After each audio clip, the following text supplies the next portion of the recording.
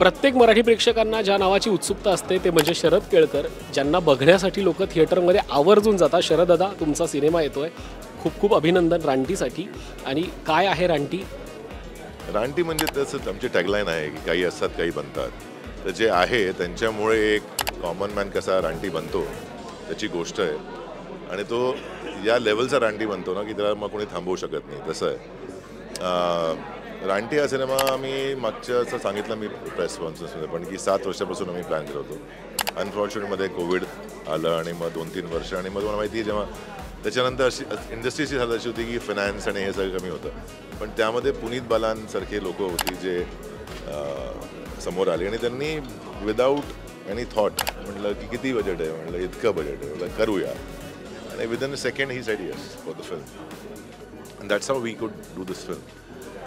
समित म्हणजे सांगतो तुम्हाला, समित आहे ना खूप हट्टी, खूप रानटी, खूप असा माणूस आहे. चांगला मित्र आहे माझा, खूप जुना मित्र आहे.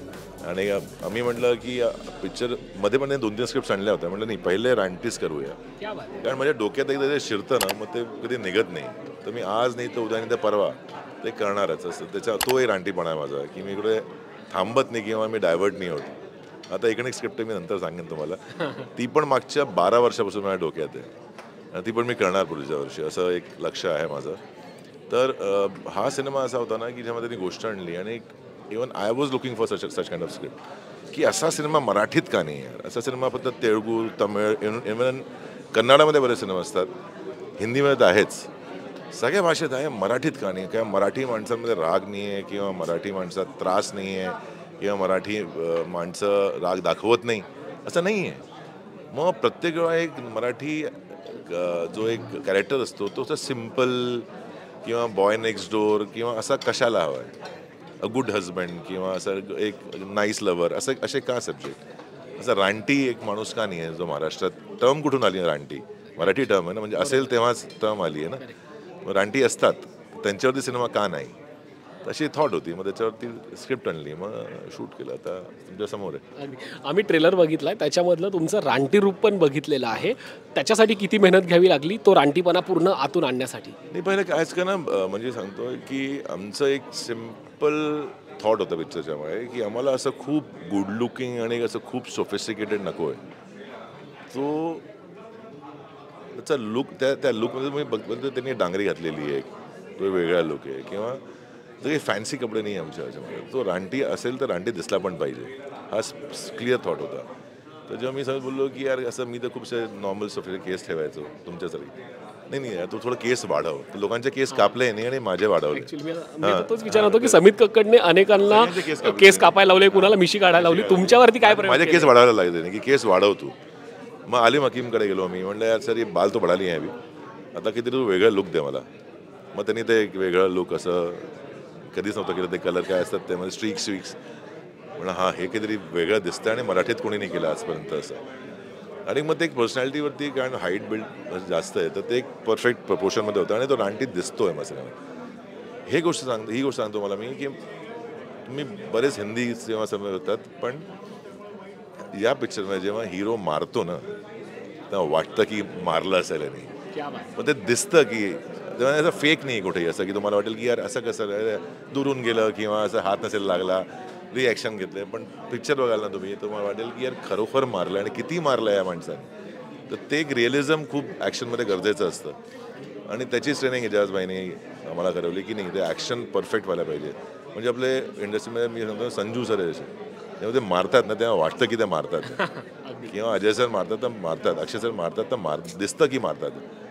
तर समिती म्हटलं की यार ऐसा मारना है ना कि वो लगे कि मारा है, टच नहीं किया है सिर्फ, कि फालतू रिॲक्शन की यार ताकत ही नहीं है, वो ऐसा अनरियल ना लगे. कारण की असं साऊथमध्ये आहे ना हिरो वर्शिपिंग आहे, तिकडं बारीक हिरो पण कोणाला मोठ्या माणसाला मारेल तर असं बिलीव्ह करतात लोक. आपल्याकडे आपल्याला बिलीव्ह करावं लागेल की नाही हा इतका देप्पाड माणूस आहे, हा मारेल तर लोक पडतील, रक्त निघेल तोंडातून. तसं आहे. तर तो action was a very important factor आणि मग मारताना आपल्याला पण लागलंय खूप. हा, पण ते खरंच लागलं पाहिजे एवढं मारण्यासाठी काही वेगळी ट्रिक केली होती का? त्याच्यात तुम्हाला कुठे काही लागलं का? माझं नाही, मला ॲक्सिडेंटली लागलं असं नाही लागत कोणाला. पण been doing action for good 15-18 years, तर ते ॲक्शन भरपूर केलेलं आहे पहिले पण. आणि ते एक असं असतं म्हणजे बऱ्याच ॲक्टरमध्ये ते असतं ज्यांच्यावरती ॲक्शन सूट करते बहुतेक असं मला वाटतं. मला पण नव्हतं माहिती, पण नंतर हळूहळू कळू लागलं की नाही यार आपण करू शकतो ॲक्शन, ते सूट करतंय. कारण आणि बऱ्याच ॲक्टर असे आहेत जे किती पण मेहनत करून किती ट्रेनिंग घेऊ त्याच्यावरती ॲक्शन जमत नाही. जमत नाही.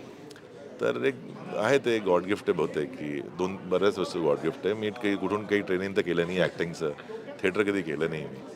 तर बहुतेक ते गॉड गिफ्टच आहे की आवाज असा आहे किंवा ॲक्शन असं आहे किंवा आणि हे मी म्हणजे मी हे विचित्र आहे थोडं माझ्याबरोबर. हे मला बायकोनी माझ्या नोटीस करवलं की तू आहे ना शरद जोही रोल करतो ना तू ऑटोमॅटिकली तसा दिसू लागतो. तो तानाजी असो किंवा लक्ष्मी असो किंवा हर हर महादेव असो किंवा त्या रानटी असो किंवा बरेच सिनेमा असे होते ना, ऑपरेशन रोमिओमध्ये असा रोल आहे किंवा कोडनेम तिरंगामध्ये एक वेगळा लुक होता. तुला ऑटोमॅटिकली असं तू दिसू लागतो त्या काळामध्ये त्या पिक्चरचं. ते कसं होतं मला नाही माहिती, पण हां इट फेवर्स द फिल्म. तर ते इंटरेस्टिंग आहे. मला पण थोडा रिसर्च करावं लागेल असं काम होतं. क्या बात. विष्णू हे या चित्रपटातलं कॅरेक्टर आहे आणि त्याच्याशी रिलेटेड एक खूप सुंदर डायलॉग ह्या चित्रपटात आहे. अर्थात तो तुमच्या आवाजात ऐकायला आवडेल. आवाज पहचान आहे. विष्णू नावाने ओळखतात आणि नरसिंह नावाने घाबरतात. क्या बात आहे. सिनेमाविषयी काय सांगाल, प्रेक्षकांना काय आव्हान आहे? स्पेशली त्यांच्यासाठी एक मेसेज आहे जे सगळे साऊथचे ॲक्शन फिल्म बघतात, KGF बघतात, पुष्पा बघतात किंवा हिंदीमध्ये ॲनिमल बघतात किंवा अनेक जवान बघतात. तर आता मराठीत तुमच्या भाषेत डब्ड नाही आहे, तुमच्या भाषेत एक असाच ॲक्शन पॅक्ड सिनेमा येतो आहे रानटी 22 नोव्हेंबरला. प्लीज जर तुम्ही ॲक्शन फिल्मचे फॅन असाल तर नक्की जाऊन बघा थिएटरमध्ये 22 नोव्हेंबरपासून. Thanks a lot. थँक्यू.